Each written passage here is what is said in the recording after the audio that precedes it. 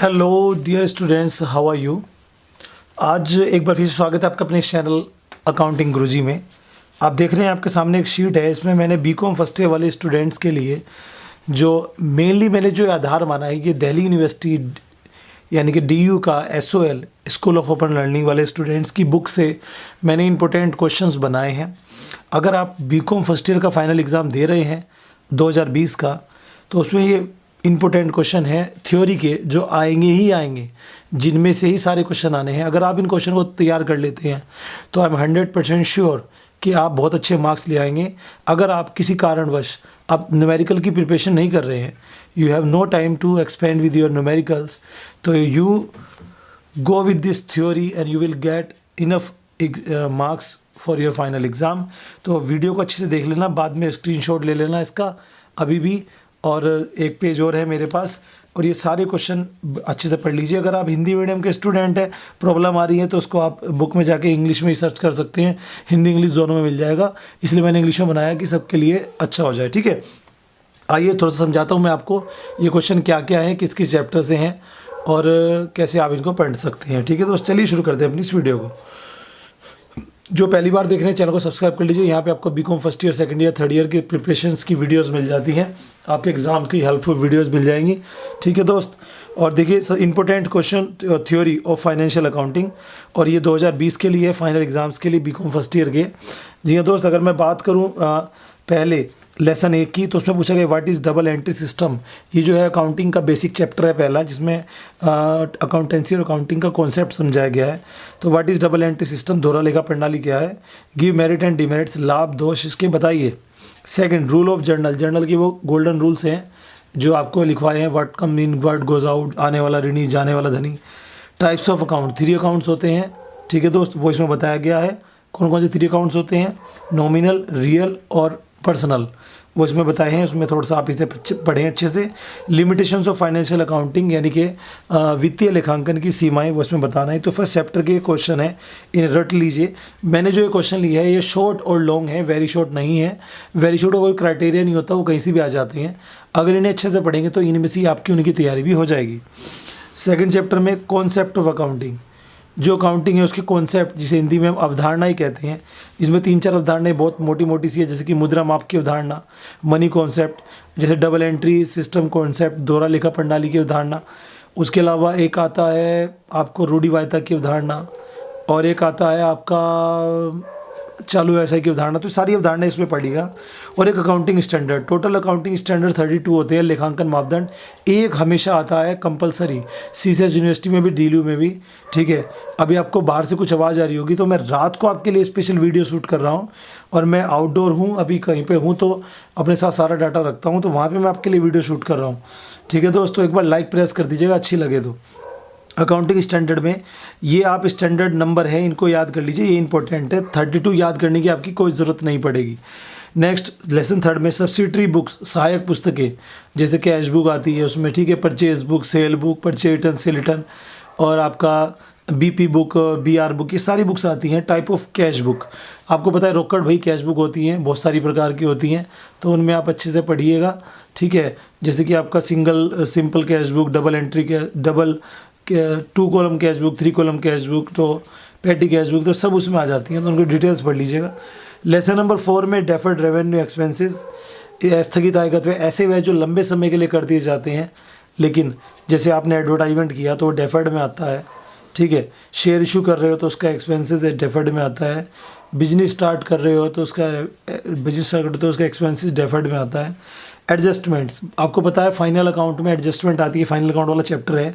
तो जो एडजस्टमेंट है, अगर आप न्यूमेरिकल की तैयारी नहीं कर रहे हो तो एडजस्टमेंट पढ़ लीजिएगा। वैसे आपने 12th में भी पढ़ी होंगी, 11th-12th में, आप दोबारा से पढ़ लीजिएगा, ये आपके लिए इंपॉर्टेंट होगी adjustments. Lesson number 5 what is receipts and payment, ये इसकी डिटेल है इनकम एक्सपेंडिचर की, और दोनों में डिफरेंस, ये क्वेश्चन आता है। इसका न्यूमेरिकल जरूर आएगा। इसका न्यूमेरिकल अगर आप कहीं से एग्जांपल्स कर सकते हैं तो मच बेटर है, हो सकता है मैं प्रोवाइड करा दूँ आपको, बस बने रहिएगा चैनल पर। लेसन नंबर 6 में what is depreciation and reason of charging dep, आपको पता है डेप्रिसिएशन होता क्या है, इसे लगाने के कारण, क्योंकि हम लगाते हैं, इससे लगाते हैं कि हमें एक्चुअल प्रॉफिट ज्ञात करना होता है, संपत्ति की वैल्यू गिरती जाती है उसे हमें ज्ञात करना होता है। बाकी आपको पता ही होगा वैसे डेप्रिसिएशन होता क्या है। जैसे ये मेज़ है जिसमें मैं वर्क कर रहा हूँ, ये पुरानी होती जाती है तो उसकी वैल्यू डाउन होती है, इसके प्रयोग से कमी आकर है, प्रचलन से आकर, तो उसको ही हम डेप्रिसिएशन कहते हैं। मेथड ऑफ डेप्रिसिएशन कुल 10 मेथड होती हैं, तो उनमें आपको 2, 3, 4 आप पढ़ लीजिए जो आपको अच्छे लगे। शुरू के 4 आप पढ़ लेंगे तो आपका काम चल जाएगा। Double difference between revenue and provision, reserve and provision, तो आपको बताना चाहता हूँ रिजर्व जिसे हम संचय कहते हैं और प्रोविज़न जिसे हम आयोजन कहते हैं, वो भी अच्छा टॉपिक है। लेसन नंबर 7 में व्हाट इज़ कंसाइनमेंट, प्रेषण, इसके ऊपर मैंने वीडियो बनाई है, जाकर प्ले लिस्ट में देख सकते हैं फाइनेंशियल की। डेल क्रेडिट कमीशन क्या होता है, परिशोध कमीशन जो हमें अपने एजेंट्स को एक्स्ट्रा कमीशन देते हैं उसकी उधार बेचे गए माल की वसूली के लिए, उधार जो माल बेचते हैं उसकी वसूली के लिए। एबनॉर्मल लॉस और नॉर्मल लॉस क्या होता है, एबनॉर्मल लॉस जो दुर्घटना से होता है, जैसे एक्सीडेंटल हो सकता है। नॉर्मल ये चूहे खा गए, गोडाउन में पड़ा, पसीज गया, पानी आ गया, तो वो नॉर्मल लॉस होता है। नेक्स्ट चैप्टर है जॉइंट वेंचर का। जॉइंट वेंचर में what is joint venture, difference between partnership and joint venture और difference between consignment and joint venture, इन दोनों में से एक क्वेश्चन आया पड़ा है दोस्तों। इसका न्यूमेरिकल कंपलसरी आएगा, उसकी तैयारी कर लीजिए। लेसन नंबर 9 में बात करेंगे कि what is hire purchase system. Hire purchase system आप लोग जानते ही हैं, वीडियो भी चल रही है, इसकी एक वीडियो मैंने अपलोड कर दी है, उसको प्लीज़ जाकर देख लीजिए। और इसका न्यूमेरिकल भी आएगा, ये ध्यान रखिएगा आप। और हायर परचेज सिस्टम में कुछ ज़्यादा नहीं है, इसकी जो जर्नल एंट्री का बेसिक आप मेरा वीडियो देख लेंगे प्लेलिस्ट में जाके, तो बहुत कुछ आपको सीखने को मिलेगा। What is branch, type of branch, तो ब्रांच क्या होता है, ब्रांच कितने प्रकार की होती है, इस पर मैंने वीडियो बनाई है, जाके देख सकते हैं। स्टॉक एंड डेटर्स मेथड के बारे में पूछेंगे आपसे, इसे तो अच्छे से कर लीजिएगा, इसका बेसिक आप पढ़ें, वीडियो अपलोड हो चुकी है, इसमें दो तीन वीडियो है। व्हाट इज़ पार्टनरशिप, पार्टनरशिप में बेसिक्स ऑफ पार्टनरशिप, इसकी वीडियो अपलोड हो चुकी है। और डिसोल्यूशन, डिसोल्यूशन से विघटन कहते हैं, जब सारे साझेदार they are agree to exclude their business, they are exclude to himself, मतलब वो आपस में हटना चाहते हैं, एक दूसरे से दूर जाना चाहते हैं, फर्म से अलग होना चाहते हैं, तो वहाँ पर आता है दोस्त डिसोल्यूशन, तो वो डिसोल्यूशन होता है। टाइप ऑफ डिसोल्यूशन, किन किन दशाओं में डिसोल्यूशन होता है, वैसे टाइप नहीं आएगा, ये कंडीशंस आएगा, कंडीशंस ऑफ डिसोल्यूशन, किन किन दशाओं में हो सकता है, तो अपनी इच्छा से, न्यायालय द्वारा या कोई और स्थिति आने पर, ठीक है। और एक है रूल्स ऑफ गार्डनर एंड मरे नियम, गार्डनर मरे का एक बेसिक कॉन्सेप्ट है जो पहले से चला आ रहा है। इसमें गार्डनर मरे विल्किंस दे आर 3 पार्टनर्स है पार्टनरशिप फॉर्म, और जब वो आते हैं यहाँ पे झगड़ा रहता है कैपिटल रेशो का और प्रॉफिट रेशो का, कि कौन सा अलाउ करें, ठीक है, कोई बात नहीं।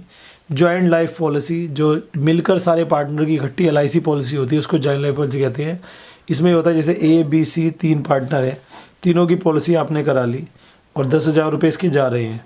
अगर सपोज़ एक की डेथ होती है, B की डेथ होती है, तो सारा पैसा मिल जाएगा जितने की पॉलिसी होगी। सपोज़ 1 लाख की पॉलिसी है तो 1 लाख रुपये आपको मिल जाएंगे, और फिर 1 लाख को आप अपने प्रॉफिट शेयरिंग रेशो से तीनों में डिवाइड कर दीजिए।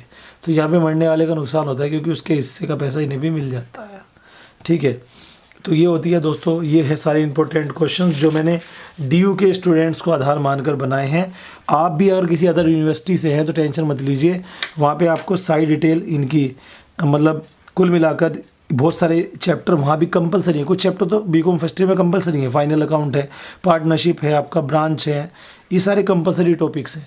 तो आपको इंपॉर्टेंट क्वेश्चन वहाँ के लिए मिल जाएंगे, तो इन्हें जो है आप नोट कर लीजिए, स्क्रीनशॉट ले लीजिए। एक बार मैं दिखा देता हूँ आपको, ये है और आपका दूसरा ये है, ठीक है जी।